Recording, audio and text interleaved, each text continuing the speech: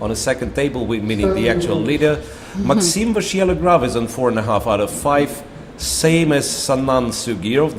Those two playing each other. On board 3, it's Etienne Bacro and Amin Bassem. On board 4, it's Sergei Karyakin. So closer and closer the reigning world champion is. The reigning world champion in Blitz is to the top boards. And once again, we will be looking at the game of Magnus Kарлsен, this time against Alexander Bортник from Ukraine. As I said, that's a very, very dangerous Blitz player. So yet another Pirk played by Magnus Kарлsен. I think he did same against Peter Swidler in the rapid portion of, well, so it was day 2. Magnus played against Peter Swidler. He went for precisely the same line. So this time he went bishop g4 early and took the knight on f3. Okay, so somewhat more pleasant for white, but very solid position for black, and as well unbalanced, right? So, well, not a symmetrical structure. White has a pair of bishops. Black tries to prove that this bishop, the light square bishop, is not that important. We'll be looking for a nice place for his knight. Okay, so what's now? Because white is thinking for quite a long time. White is thinking for quite a long time. Some bishop d4 maybe. a4.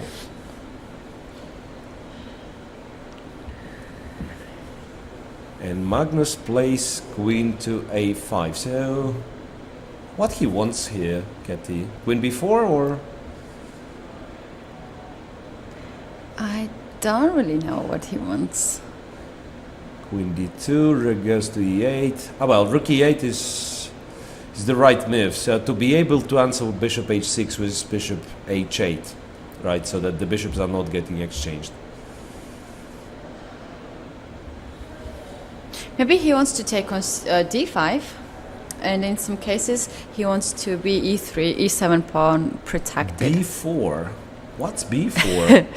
If queen b4, yeah, then rook b1. But and queen a5 back. Ah, you mean queen a5 back, and then he would take on b7.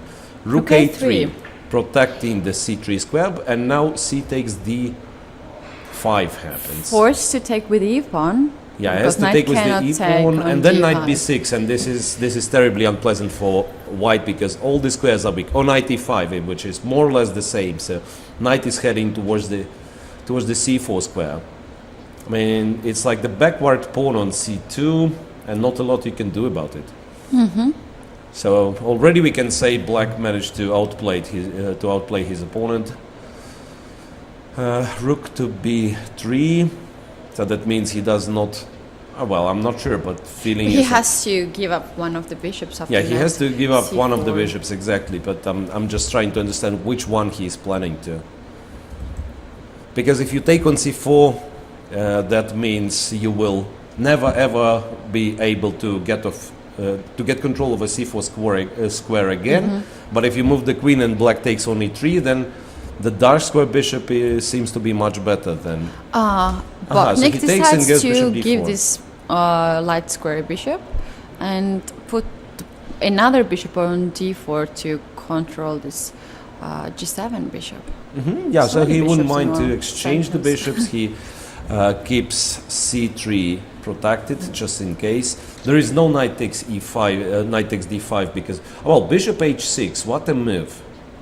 What a move. So attacking the queen, if queen goes away, black is ready to take on d5. If queen takes on h6, black would have taken on d4. So it forced white to go back to e3. Magnus exchanges and goes queen f4. Okay.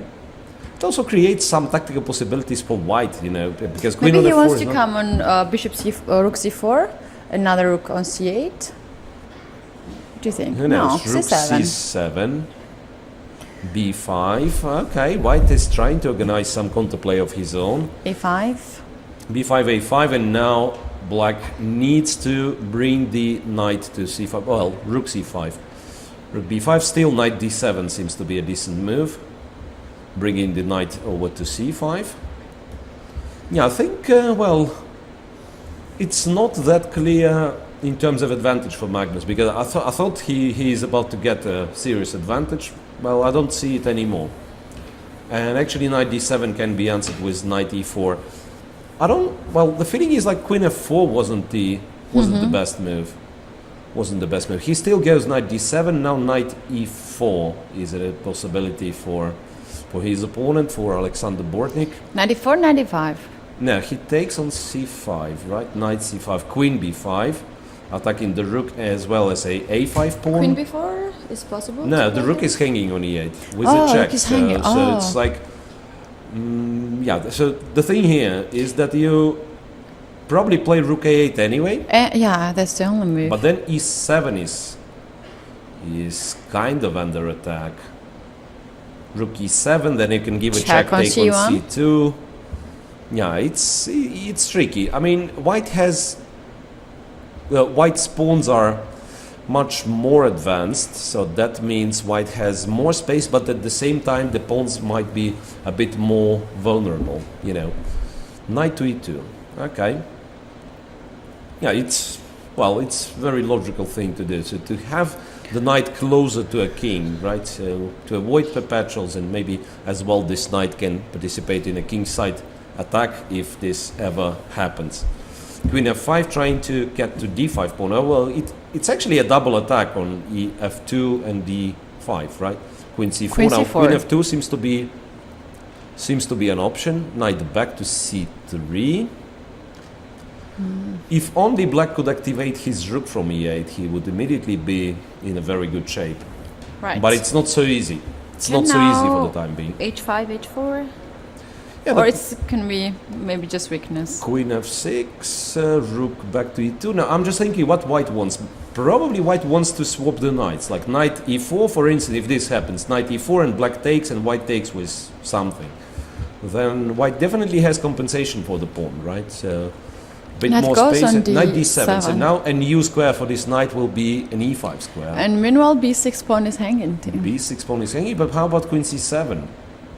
Well, I'm actually somewhat worried that white's going to play queen c7. No, he starts with knight e4, attacking the queen. Check on f4. This allows a check on also, f4. it's a pion. g3. Chasing the queen away. Queen e5. Still manages to keep everything. What is knight c5? Knight c5? I don't know. There was knight c5. Knight takes b6 maybe. Maybe knight takes b6, I don't know. Rook to d8. Well, it's very, very awkward for Magnus. What can I say? Queen takes a5, queen d4, but then... Yeah, that's really... And how about f5? f5, knight c3. Yeah, I really don't know what goes on now.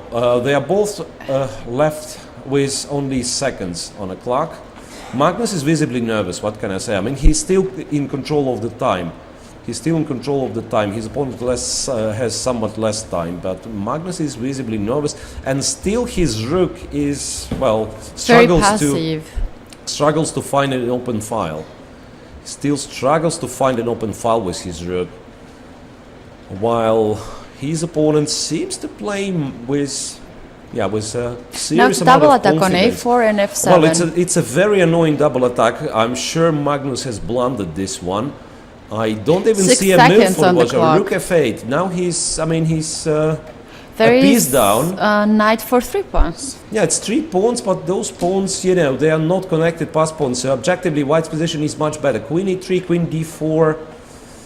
He might still save this one, but it's a very, very bad position now.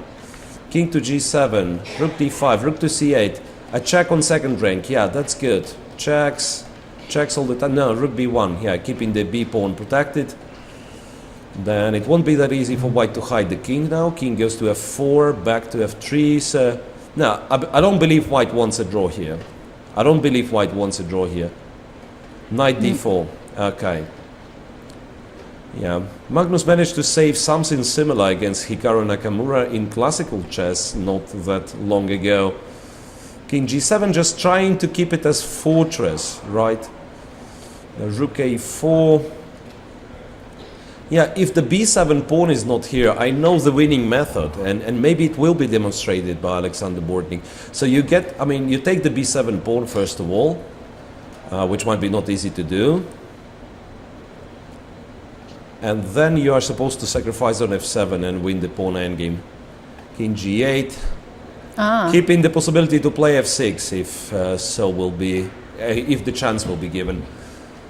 What he is doing? Rook d6. He's trying to control the sixth rank, which is very, very logical. A check from here.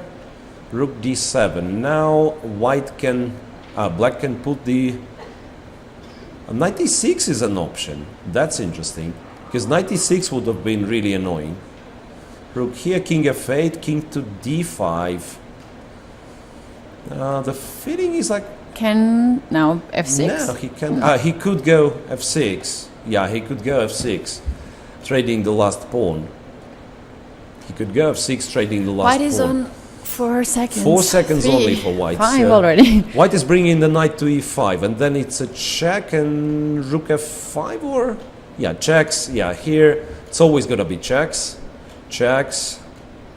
King f4, check again. Knight f3, now he can. Well, actually, I think you go back to b file, right? You don't want to move the pawn, because then white rook is put on b7 and it attacks both b4 and f7. So black will have Oh, he was about to take he on couldn't g5. take because of this knight e6 trick. Yeah, we had this position already on the board. I told you, his opponent is a very, very tricky player. I still don't feel like Magnus is safe. Check. Knight back to d4. I think it might be already like threefold repetition, but if Magnus plays bishop, rook b6. Check. King to e5. Check from b5. Now the king has to go back. Knight d4. Rook b6. No, I think it was with king on g7. Oh, okay, rook b1. That's something new. That's something new. Check here. King back to f4. Another check. And rook to b1, that's, I'm sure, is a threefold repetition, but white will continue trying. King goes to e4 now, rook f5. So now black makes sure he exchanges the last pawn, because, yeah, now he can play f7, f6, but Magnus decides not to, because, yeah. But how do you make progress with white in this position if black simply moves his king? Yeah, king f8, g7, g8, whatever. Yeah, it doesn't look to be possible. Yeah, whenever you move the knight, yeah, it is a draw. It's just a draw. Knight d4. Once again, this little trick. Once again, this same little trick with knight e6 check. It was, yeah, it was better to. And now he lost the b pawn and f6. He goes for f6 because that's the only chance now. Checks. After 2 checks, the king will be cut on the last rank. Still dangerous for Magnus Carlsen, but his opponent is on literally on seconds, so he has to really play very fast. Rook f7. Well. Dear me. King h6. Some threats on. He doesn't want to give this g pawn, which is remarkable. Which is remarkable because. Yeah, that's actually the way to get into trouble, I guess. Still trying to protect your pawn, because, you know, one day this rook might be knight e6. Knight to e6. g5. Well. No, I think he will end up losing the g pawn, and this game will continue. It's already move number 124. No, I know, and he just offered a draw. So it's a draw for Magnus Carlsen. After winning 3 in a row, he was unable to win against Alexander Bортник, and he should be very happy with the overall result. I'm checking the other boards. It's a draw for Vachier-Lagrave and Sugirov.